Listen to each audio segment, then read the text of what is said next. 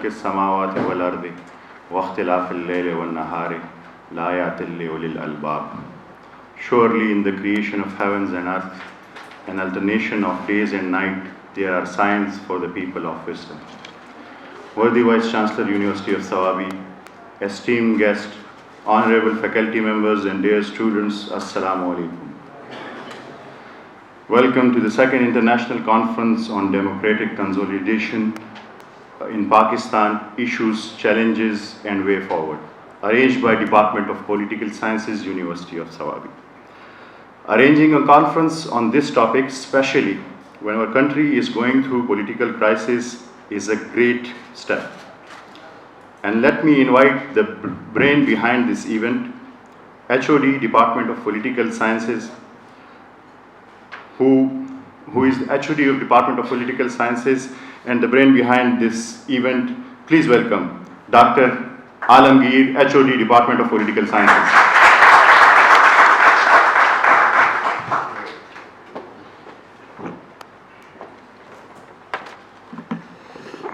Thank you, Dr. Sufyan. Distinguished guest, Honorable Vice Chancellor, Deans, faculty members and dear students. Welcome to all of you to the second International Conference on Democratic Consolidation in Pakistan, organized by Department of Political Science and IR in collaboration with Shaoor Foundation for Education and Awareness. It is really an honor to have Mr. Faradullah Babar Sahib, Mr. Afrasiab Khatak Sahib, Mr. Zafarullah Khan Sahib, Mr. Jami Chandu Sahib, and Professor Dr. Mansoor Akbar Kundi Sahib, former Vice Chancellor, Gilmer University and BZU. I'm really thankful to the distinguished guests for sparing their time in honoring this occasion. I'm especially thankful to the organizing committee of the conference, all conveners of the committees and the students who played a key role to make this event happen. I'm grateful to Raja Shoaib Akhtar, Executive Director, Shaoor Foundation, for Education and Awareness for his support and generous funding. I'm also grateful to Mr. Shiraz Akram Basha, Chief Executive Park Health Racing and Redriving, and Mr. Sarim Akram Basha for their generous funding to make the event successful. Well, to introduce you to the event, the idea of International Conference on Democracy was originally proposed by the Vice Chancellor, Professor Nasir Jamal Khatak Sahib. The idea was, it is, to find answer to some of the most widely discussed questions with regard to democracy and democratic consolidation. What are these questions? Is Pakistan a democratic country? Is Pakistan an authoritarian country? Is it a regime in transition? Most importantly, why the transition to democracy, democratic consolidation, has failed in Pakistan, or why democracy in Pakistan is not consolidating? Why these questions are important? Because if you see in the last half of the century, this century has witnessed democratization in most part of the world, transition from non-democratic to democratic regimes in various parts of the world, from southern Europe to Latin America and from eastern Europe to many areas of Asia and Africa, said by Professor Leonardo Morellino, one of the speakers of this event. Well, the end of Cold War, if you review the literature on democracy and democratization, posed fundamental challenges to authoritarian regimes. Single party system and military regimes collapsed throughout post-communist Eurasia, Africa and much of the Asia, Latin America during the late 1980s and early 1990s. However, interestingly, this transition did not lead to democracy or democratization. In much of the Africa, the former Soviet Union, and in parts of Central and Southeastern Europe, East Asia and America, new regimes combine electoral competition with varying degrees of authoritarianism. Unlike the single party system or military autocracies that predominated during the Cold War, regimes in Kenya, Malaysia, Mexico, Peru, Russia, Serbia, Slovakia, Taiwan, Zambia, Zimbabwe, they at the same time, they were competitive, and that opposition forces used democratic institutions to contest vigorously and at times successfully for power. Nevertheless, these regimes were not democratic. Government critics suffered harassment, arrest, and in some cases, violent attacks and electoral fraud. And abuse of state resources skewed the playing field heavily in favor of the incumbents. If you see the current political landscape of Pakistan, I mean, one can easily see all Pakistan qualifies all these attributes of competitive authoritarianism. Well, Pakistan is categorized largely as a hybrid regime, which combines features of democracy and authoritarianism. And well, in one of the articles we recently submitted with Professor Christian and myself, we argue that Pakistan, the rise of competitive authoritarianism in Pakistan, we argue that Pakistan qualifies all the attributes of competitive authoritarianism. Competitive authoritarianism is a subtype of hybrid regime. It is largely a hybrid regime, but it's a subtype. The framework was actually originally put forward by Harvard University political scientists, Professor Lukenway and Steve Levinsky. But there is another interesting, thought-provoking book they have they published in 2018. I would really request Dr. Amir Raza Saab to engage in the later interactive session to touch upon these questions. They argue in their book how democracies die. And they compare democratic crises in different nations. Both the scientists suggest that democracies die at the hands of men with guns. This is, I mean, if someone is interested in Pakistan democratization, one can easily see how democracy has died actually at the hands of men with guns. But there is another way to break a democracy. It is less dramatic but equally destructive. Democracy may also die at the hands of not generals, but of elected leaders. Well, this is argued by Professor Stephen Levinsky and his other colleague. Leaders, president or prime minister who subvert the very process that brought them to power. So they actually argue that in competitive authoritarianism, as I said, the competitive authoritarianism combines features of democracy and authoritarianism. But it is not direct rule of authoritarianism. Actually, political leaders join hands with authoritarian leaders. So this is how there is competition, but it's very nominal. There is elections, but they are not fair and free. There is no civil liberty, they only exist nominally. And there is no level playing field. Some of the scholars suggest certain prerequisite of democratic consolidation if we see why democracy, as we discussed it, why democracy has failed in Pakistan. The literature suggests that the continuity of democracy existing of strong civil society, a multi-party system, a transparent electoral system for inclusive participation, the internationalization of the spirit of democracy by citizens and their leaders, a vibrant media and assertive judiciary to avoid the abuse of power. Now, do we have these prerequisites of democratic consolidation or which are required for democratic consolidation? These are some of the questions which this event will try to address or cover, that what are the key or fundamental reasons which has led to democratic consolidation or which have led to democratic erosion. I'll stop here. So these are the questions, and I hope that these questions are answered at this event. Thank you so much.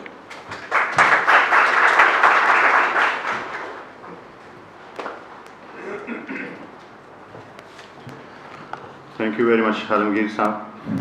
To formally welcome our esteemed guest and deliver the opening remarks, I please invite on stage Vice Chancellor, University of Swabi, PhD Amherst, Professor Dr. Nasir Jamal Khattak. Ladies and gentlemen, please welcome Professor Dr. Nasir Jamal Khattak.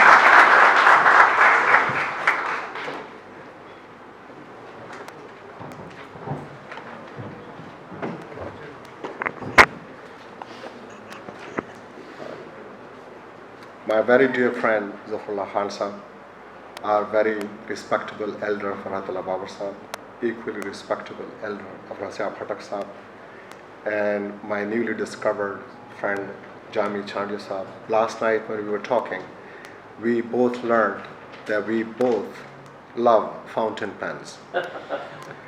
And most of my colleagues in University of Swabi know that I don't know why, when they entered my imagination, but I love fountain pens. And anyone who uses fountain pens, I somehow give them an extra edge. So you are heavier than the rest of them because you use fountain pens. And if we discover that the rest of my colleagues also use fountain pens, then I have to use some sort of a weighing scale to figure out who is actually the heaviest.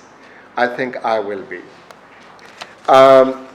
Thank you very much, my very worthy and respectable guests, especially Kundi Saab, Raja Saab, Aap, and my dear colleagues from University of Swabi and our students. I hope that this is the beginning of no end. Yesterday, when I was talking to Dr. Alamgir Saab, I requested him to make sure that it becomes a permanent feature, an annual feature of University of Swabi. I also think that other departments should consider holding conferences, because what is a university without having conferences? What is a university without having seminars?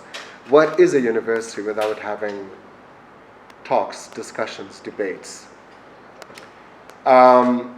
And with that word, debates, I would also try to go towards democracy, debate, democracy, diversity, development, destruction, debt.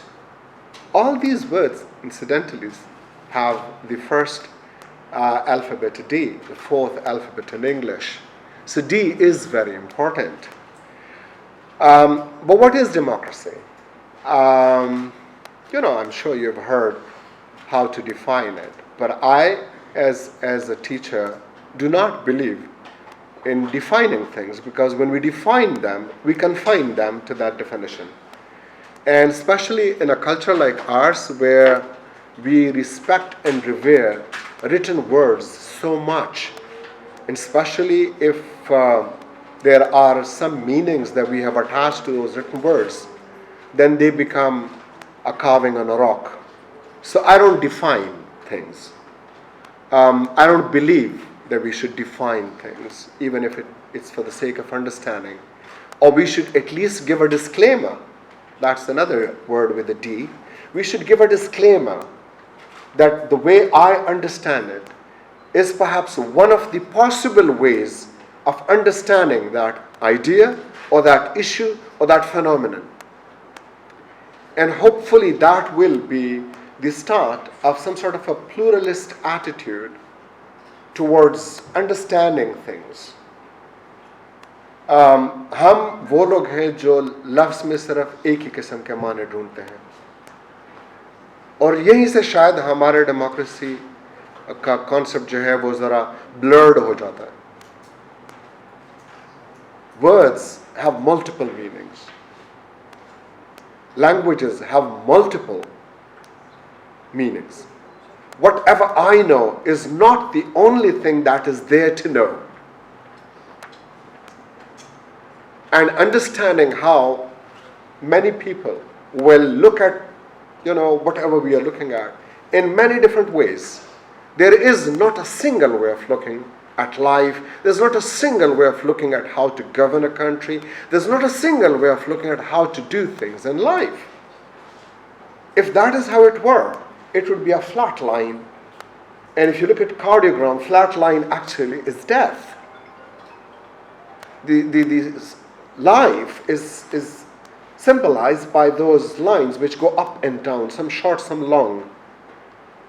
So what I'm saying is this, that I don't know how to define democracy, but I look at it this way.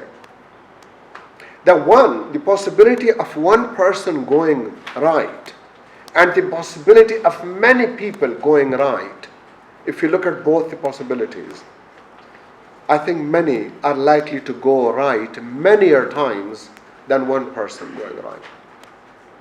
And the possibility of one person going wrong is very, very high than the possibility of many people going wrong. So whether you want to look at it from the point of view of going right, many is good. You want to look at it from not being wrong, many will not be wrong. I think in both ways, democracy, or something that we call democracy, or the system that we believe in which many people should have a say to do things.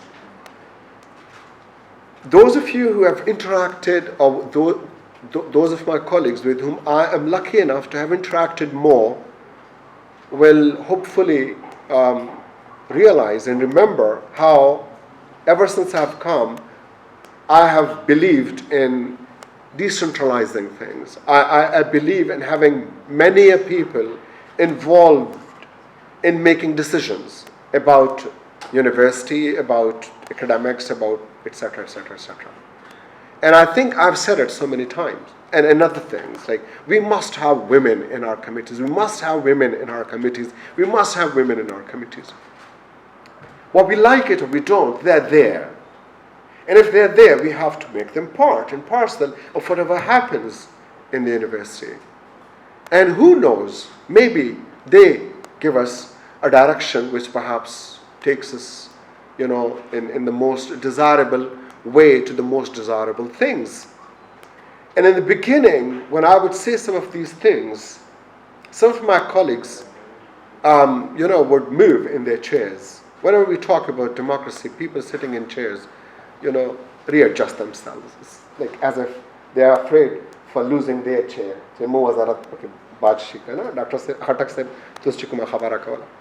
So, no, I don't think those who are sitting in chairs, of whatever kind they are, metaphoric or physical, the only thing that will assure a longer and comfortable sitting in a chair is democracy.